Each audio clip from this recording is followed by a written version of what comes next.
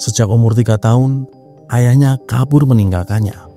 Sementara itu, di depan matanya sendiri, ia harus menyaksikan ibunya bergonta-ganti pasangan.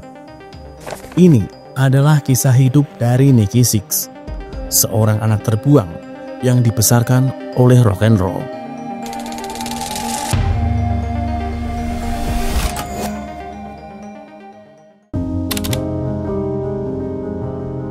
Lahir dengan nama Frank Verana Jr.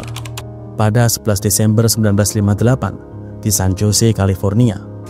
Nikki Sixx tumbuh dalam keluarga yang sangat jauh dari kata harmonis. Ayahnya yang pergi sejak Nikki berusia 3 tahun, serta ibunya yang seringkali mengabaikannya, membuatnya harus ikut dan diasuh oleh kakek neneknya. Ia pun tumbuh menjadi anak yang sangat mengerikan sekaligus menyedihkan. Kakeknya yang sudah tidak tahan dengan kelakuan Nikki, akhirnya mengirimnya ke Seattle untuk tinggal bersama ibunya. Namun, kepindahannya di Seattle justru semakin menambah luka batin Nikki Sixx makin dalam. Di depan matanya sendiri, Nikki seringkali melihat ibunya bergonta-ganti pasangan yang membuatnya semakin memendam kemarahan yang lebih besar. Musik adalah penyelamatnya. Sixx mendengar The Rolling Stones, Sweet, New York Dolls, Stooges, Kiss, dan yang menjadi pahlawan musiknya sepanjang masa, yaitu Alice Cooper. Hingga pada tahun 1975, di usianya yang ke-17, ia memutuskan kabur ke Los Angeles, tanah yang menjanjikan banyak mimpi bagi anak-anak muda di seluruh antero Amerika, membawa semua kemarahan dan dendam yang sudah ia pendam sejak kecil. Kebenciannya itu pun ia tunjukkan dengan mengubah namanya dari yang sebelumnya menggunakan nama Frank Verana Jr. yang diambil dari nama ayahnya menjadi Nikki Sixx sebagai simbol pemberontakan untuk melepaskan hubungan dengan orang yang sangat ia benci. Di Los Angeles, Nikki Sixx bergabung dengan band rock bernama Sister pada tahun 1976 bersama Blackie Lawless dan Dizzy Gray. Namun, band itu bubar pada tahun 1978 sebelum mereka merilis rilisan musik apapun. Di balik gemerlap Hollywood, Nikki Sixx sering menghabiskan malam di klub underground Whiskey A Go Go dengan menyaksikan The Runaways, sebuah band perempuan yang menampar wajah rock patriarki. Nikki Sixx sangat menyukai band itu. Setiap kali ia melihat The Runaways tampil, ia seperti melihat sekumpulan para napi wanita yang kabur dari penjara dan sedang memainkan musik. Ia sangat ingin membentuk band seperti The Runaways, namun dengan versi laki-laki. Hingga di tahun 1978, Nikki Sixx membentuk London bersama Dizzy Gray, sebuah unit glam metal yang ia konsep untuk memenuhi idealis bermusiknya. Namun sayangnya, perjalanan London tak semulus yang ia bayangkan. Sepanjang tahun 1978 sampai 1980, mereka hanya merilis satu single. London pun akhirnya bubar pada tahun 1980, setelah single mereka ditolak oleh berbagai label rekaman. Ia masih tak menyangka bahwa band yang telah ia konsep dengan sangat matang harus mengalami kegagalan yang begitu mengenaskan. Di tengah keputusasaannya, di akhir 1980, saat London melangsungkan konser terakhirnya, Nikki bertemu dengan Tommy Lee, seorang drummer energik berusia 18 tahun. Tommy Lee yang saat itu bermain sebagai band pembuka London, memukul drum dengan intensitas yang membuat Nikki Sixx terpana. Nikki Sixx menyebut bahwa Tommy Lee saat itu seperti jelmaan Keith Moon, namun dalam versi yang lebih liar. Di belakang panggung, Tommy menghampiri Nikki dan mengatakan bahwa ia sangat mengidolakan dirinya. Melalui obrolan singkat itu, dengan cepat mereka menjadi teman akrab dan partner diskusi musik yang sangat klop. Dalam sebuah obrolan, Nikki Sixx mengatakan keinginannya untuk kembali membentuk band dan berniat mengajak Tommy Lee. Dengan senyuman lebar, Tommy mengiyakan ajakan Nikki sambil berkata, "Kalau begitu, ayo kita segera buat band paling di dunia." Mereka kemudian merekrut dua pegunda lain, yaitu Mick Mars dan Vince Neil sebagai gitaris dan vokalis untuk melengkapi formasi band. Dan begitulah Motley Crue lahir. Inilah formasi klasik Motley Crue yang membuat nama mereka dicatat oleh tinta emas dalam kitab rock and roll. Di pertengahan 1981, Motley Crue merilis debut album berjudul Too Fast for Love. Dengan musik yang lebih kencang dan lirik-lirik yang vulgar. Awalnya, album ini sempat ditolak oleh berbagai label besar karena dianggap kurang komersil. Album ini kemudian dirilis sendiri oleh Motley Crue dan terjual 20.000 kopi dalam 3 bulan.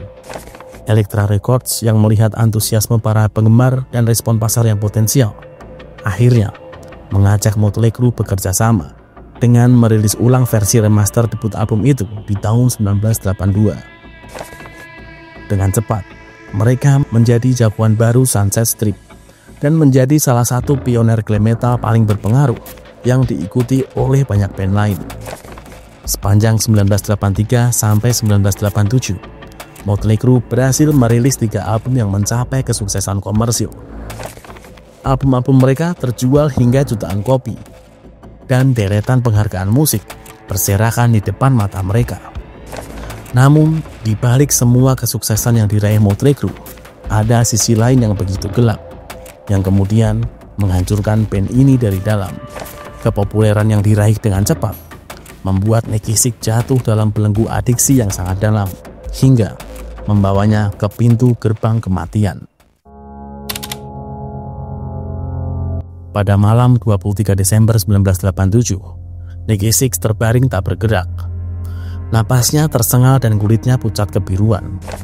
Sebelumnya, Nikki Sixx, Crosby, dan Slash berkumpul di kamar hotel untuk merayakan keberhasilan tur Motley Crue. Malam yang begitu liar membuat Nikki Sixx menyantap hidangan dengan dosis yang sangat tinggi hingga membuatnya OD. Slash yang panik langsung menelpon 911. Paramedik tiba dalam 8 menit, dan Nikki Sixx telah dinyatakan meninggal selama 2 menit. Sebelum akhirnya, petugas medis langsung memberikan suntikan adrenalin tepat ke jantung Nikki Sixx hingga dia kembali bernafas.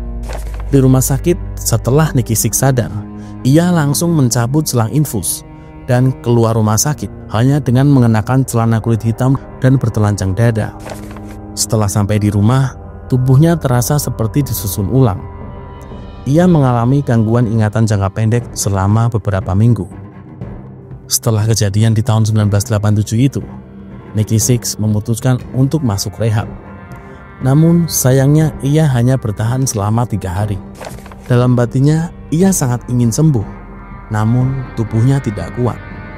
Beruntung, Tommy Lee selalu membantunya untuk kembali bersih. Berbagai upaya Tommy lakukan untuk membantu sahabatnya itu lepas dari jeratan barang haram tersebut, termasuk mengambil langkah hiatus dan mengosongkan jadwal tur Motley Crue sepanjang tahun 1988. Usaha Tommy akhirnya membuahkan hasil. Pada tahun 1988, Nikki Sixx berhasil lepas dari adiksi.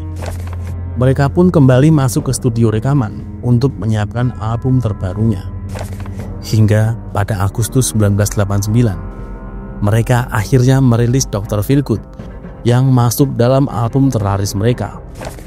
Namun, di balik kesuksesan komersil itu, lagi-lagi Motley Crue diterpa badai yang memporak-porandakan band ini. Mulai dari konflik antar personil, pembagian royalti yang dianggap tidak sesuai, hingga masalah keuangan manajemen band yang kemudian membuat perpecahan di dalam Motley Crue. Memasuki dekade 1990-an, di tengah kondisi band yang semakin kacau dan landscape musik yang digeser oleh grunge, adiksinya kembali kambuh. Ia sempat rehab 4 kali, namun selalu gagal dan malah menjadi semakin parah. Ini menjadi era paling buruk yang dialami oleh Motley Crue.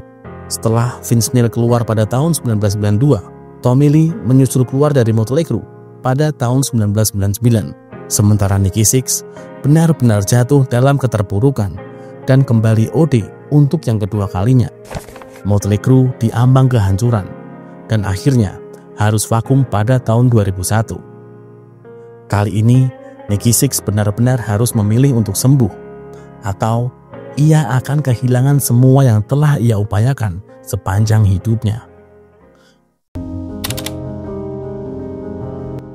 Setelah melakukan perjuangan panjang untuk sembuh selama 16 tahun, di tahun 2005, Nikki Sixx akhirnya bisa benar-benar sembuh dengan total biaya rehab mencapai 2,8 juta dolar. Setelah lepas dari adiksi, ia sadar bahwa masalah luka di masa kecilnya ternyata menjadi pemicu utama dari semua kekacauan hidup yang ia alami. Rockstar yang selalu dipuja-puja oleh jutaan penggemar ini ternyata menyimpan luka masa kecil yang belum sembuh. Selama 15 tahun, ia diam-diam rutin melakukan terapi psikoanalisis Freudian untuk menghilangkan semua memori pahit dalam ingatannya. Setiap kali ia melakukan terapi, ia selalu menangis ketika diminta mengingat perlakuan orang tuanya. Itu adalah sebuah mimpi buruk yang benar-benar ingin ia lupakan. Perlahan, Nikki Sixx mulai menemukan ketenangan dalam hidupnya, dan ia menjadi pribadi yang lebih produktif. Motley Crue kembali reuni dan melangsungkan tur panjang dari tahun 2004 sampai 2007. Nikki Sixx juga menjadi penulis buku dan membuat berbagai proyek musik di sela-sela kesibukan musik yang Nikki Sixx kerjakan.